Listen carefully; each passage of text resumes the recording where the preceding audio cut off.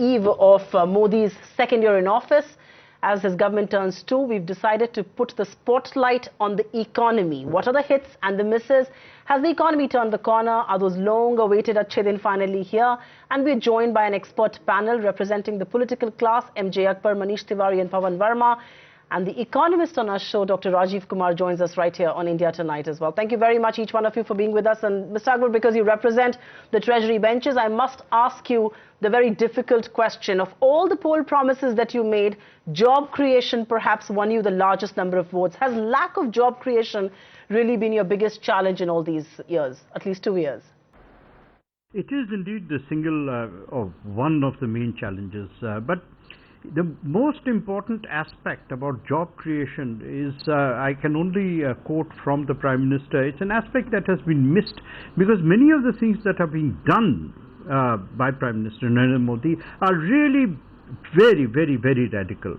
And one of the themes of job creation is, he has said over and over and again, he said that he would really want Indians, and Indians at all levels, in fact going down very much to the base, to be job creators rather than job seekers. And that, within that sentence lies the whole essence of the scheme known as Mudra. Mudra is the scheme through which, for the very first time, the poor people who do what were known as micro businesses, people who do individual businesses, say in villages, people who do goat farming, people who do chicken farming, people who are barbers, people who are vegetable vendors. I mean, they seem very small businesses, but they too are businesses. And these businesses have never been allowed to enter the fiscal economy, as it were. And for the first time, collateral loans without collateral are being offered to these people, to those who need it most, and the growth is being empowered from below. In Mudra alone, nearly 3.5 crore people have been recipients of Mudra in the first year, and that scheme is really being doubled in the second year. So that's one of the major aspects. Even, if you take a small micro business and assume that 1 or 2 more jobs have been created, this is all in the informal sector, outside the statistical sector. Right. Hold your thoughts and let me get in the Congress view before I throw to Dr. Rajiv Kumar. Manish Tiwari, comment on that. BJP says it has started the process of job creation and it wants to enable job creators and not job seekers. Is there an argument that impresses you? Does that cut ice with you? Well, that's chicanery for the lack of a better word. The fact is that in the past 2 years, the BJP government has been able to achieve the singularly impossible. That is that they have sunk and shrunk the Indian economy. The fact remains that today, if you look at any sector, whether it is real estate, whether it is agriculture, whether it is industry, even the services sector, what we've seen is a contraction of the Indian economy, and therefore this explanation which is being trotted out, that stand up India, start up India, sit down India, wake up India, and God alone knows how many other India programs these guys seems to have conceptualized in their head, eventually they add to zilch. You see, there is a structure of the economy, and that structure of the economy is agriculture, industry, manufacturing and services, and all the 3 sectors have contracted. Okay, let's keep the politics out of it just for a moment and let me get in the economist here, Dr. Rajiv Kumar. I'm sure you will also agree that while the government has got a lot of things right, its biggest failure, so to say, would be the fact that it hasn't been able to kickstart growth, kickstart the investment cycle, and as a result, it's not been able to create jobs, and that's a politically sensitive matter as well. Would you concede that that's probably the biggest failure of this government so far, the fact that job creation has just not happened? Before talking about the failure of the government on a day like this, when it seems this government has control over the markets and also over global investment banks, for them to time their positive announcement just right, I think we should give them credit at least for that. I mean, if they can pull that off, I think it's a government that is probably on the ball. Jobs don't get generated, around the corner or overnight. And I think there's a lot that has been done by this government, which is work in progress. And I think if 50% of those start bearing fruit in the next couple of years, in the next year or so, this government would be, sitting quite pretty. And, I think their timing and their timelines are much more aligned to the next political cycle. And I see a job pickup and an investment pickup beginning in the second half of this year, which I think is also in some sense reflected by what Morgan Stanley has done. So rather than crib about the fact that the jobs have not been created, which they have not been created because exports are down, investment is not up, IIP is not doing very well, so clearly the jobs have not generated. But I think the government has taken cognizance of it, and I think you will see the beginning of a recovery in jobs creation starting the second half of this year. All right, let me just get a neutral political view on this. And Mr. Verma, if I may throw this question to you. The government has been high on big ideas. I mean, look at the kind of sloganeering that is happening in Delhi. But will you nail the problem to perhaps lack of follow-up, implementation, the execution on the ground for some really good ideas? No, I hesitate to ascribe malafide. But I do believe that in the case of the ideation, the slogans, the promises, and the actual follow-up in terms of delivery, few governments have betrayed a greater breach of trust. Do you know, travel across India and you talk to farmers and they repeat the same thing, that they gave us the idea of a minimum support price, which is 50% over cost of inputs. They completely reneged on it in coming to power. The entire youth of India was seduced by the promise of 2 crore jobs. And of course, there is the possibility of an unfavorable international economic environment in terms of some form of recession. But also they have had favorable factors, such as the low prices of crude. But in the manufacturing and export sectors, to have only 43,000 jobs created is the worst performance in 6 years. Surely, apart from the GST bill, there are 100 other things that could have been done in the economy to improve a sense of both achievement and confidence. Now that you've spoken about the GST, it's best that we speak about that elephant in the room. And Manish Tiwari, because you are the principal opposition on that one reform, and I know you're a candid man. As someone who claims themselves to be original architects of this game-changing legislation, what explains your very staunch opposition to the GST, and especially given the fact that there are factions within your party that believe that the GST should be passed? I mean, there can't be pole positions on a legislation of this kind, can there?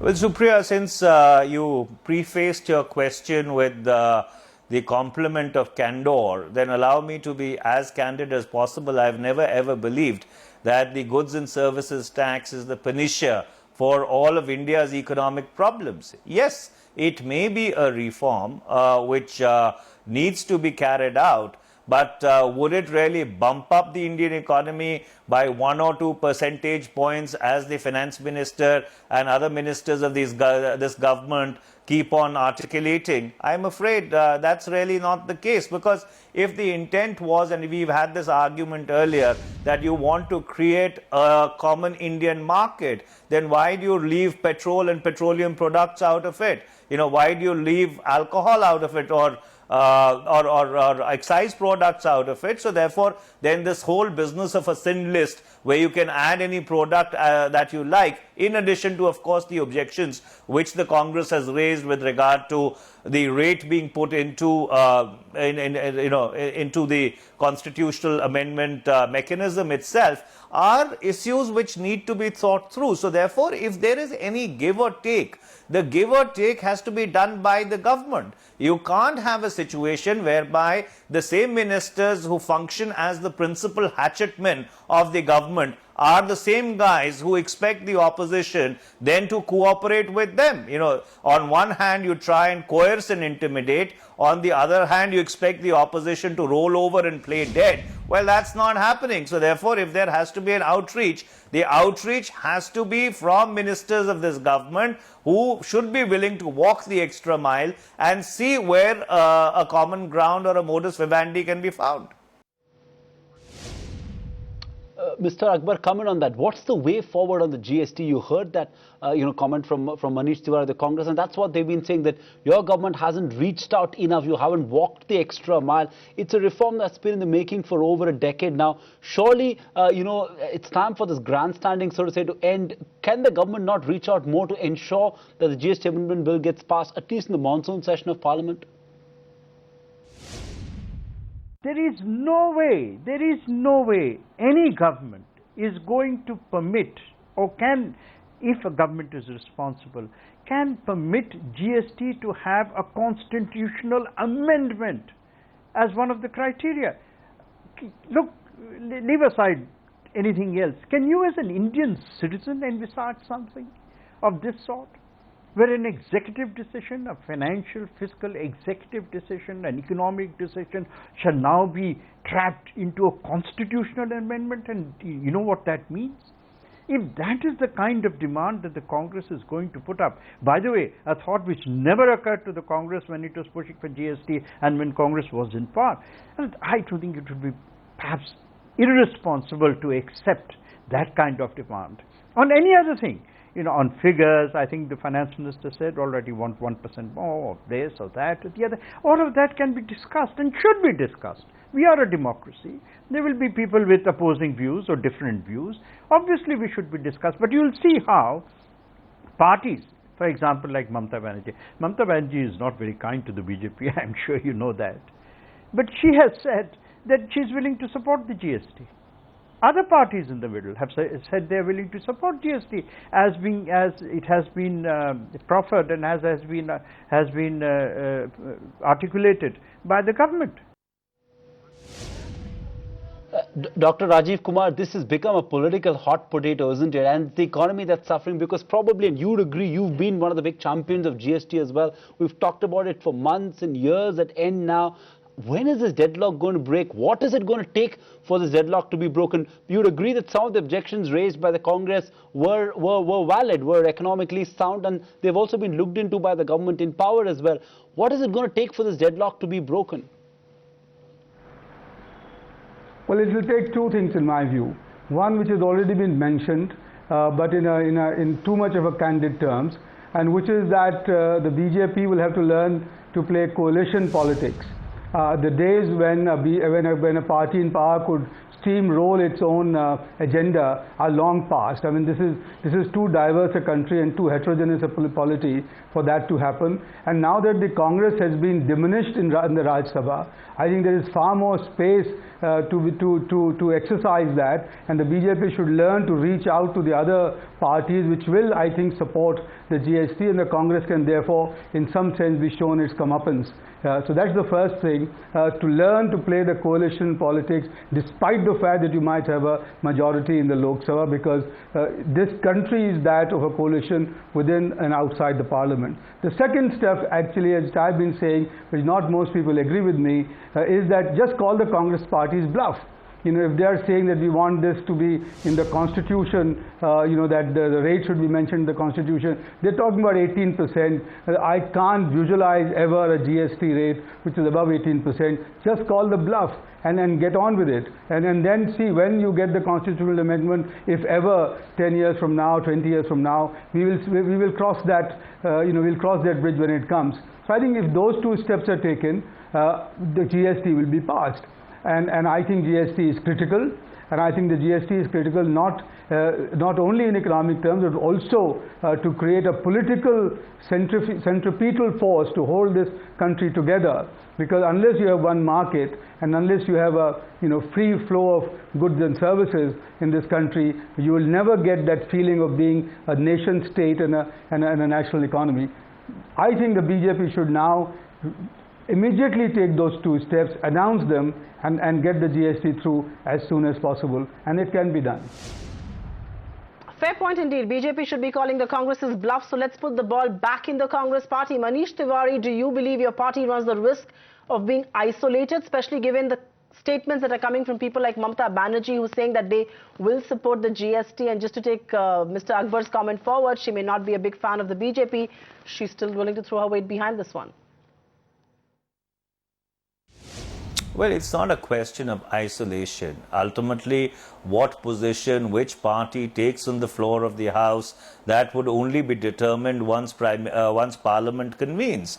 But the fact remains that if at all the government was looking for a compromise, one of the possible compromises, and I just speak for myself, I'm not speaking for the Congress party, is that you can have a floor and a ceiling. So therefore, you have a certain range within which there is flexibility of the tax rate being able to adjust itself. But then, it is for the government to try and articulate it in cogent terms and see whether there is a willingness to buy that argument.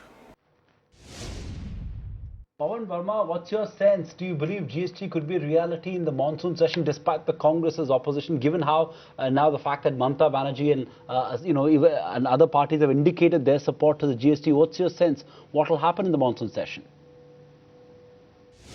I'm afraid I must repeat my point. The GST bill is not going to be a reality if the government so wants today. It could have been a reality in the last two sessions also. But the government ultimately, it is the treasury benches which are responsible for the functioning of Parliament and the passage of crucial bills. If the government does not put to the wheel its shoulder of intent, how do you expect the GST bill to pass? For instance, if the government feels that the non-passing of the GST bill is the best alibi it can have to explain away its economic failures, what can the opposition do about it? If it refuses to summon a structured dialogue not only during sessions but between sessions of Parliament to find a solution to the three sticking points which are entirely capable of resolution, what can the opposition do? MJ Akbar, because this is the economy debate and the economy report card, I cannot let you go without answering the tough questions. What explains the letter that your MP Subramanian Swamy writes against Raghuram Rajan? I mean, RBI is an institution. Let's leave politics aside. Isn't that warranted? Well, I suppose Dr. Swamy would argue that he has rights to write to his views too. But I think the government position was well explained and articulated by the finance minister. And you have seen what he has said, that the government and the RBI governor share a very mature relationship in which there is a great deal of interaction. Right. That's a debate in itself. I'm sure Dr. Rajiv Kumar will also agree on that. I'm sure he has a point of view as well. You can come in if you have a point of view on that. But more importantly, Dr. Kumar, I want you to sum it all up. As you look back at 2 years of this government, many would agree there have been many hits. But what, according to you, are the key areas that they need to focus on as far as the economy is concerned over the next 3 to 6 months?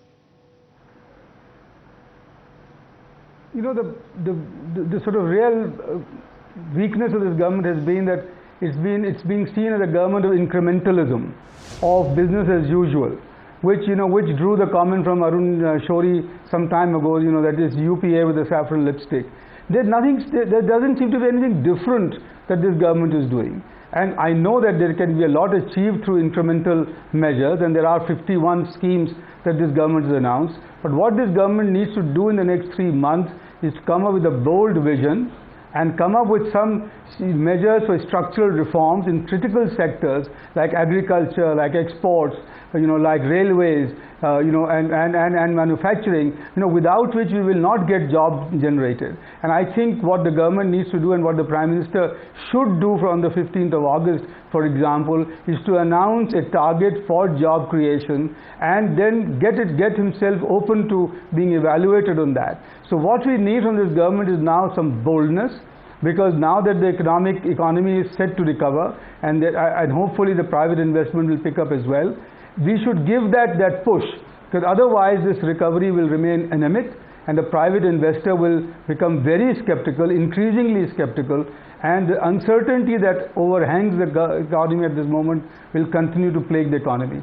We got to move past that, and the only way you can do it is to take advantage of the good things that are coming your way and get those reforms going, especially because the manna from heaven that came in the form of low petroleum prices is disappearing quite rapidly. So what you would need is real action on the ground to control those, control that, deficits, to get the subsidies in order and get a move on in terms of, better tax collections and better tax mobilization. So I think what we need at the moment is now some very active, policy making, structural reforms, and I think the ball is firmly in the court of the finance minister to be able to deliver that. Dr. Rajiv Kumar, always a pleasure getting you with that perspective. Pawan Verma, MJ Akbar, Manish Tiwari, thanks so much for joining in as well. Find us on Facebook at facebook.com/ETNow and don't forget to click the like button. You can also follow us on Twitter at ETNowLive. To stay updated with all our programming, hit the subscribe button on our YouTube channel by logging on to youtube.com/user/ETNow.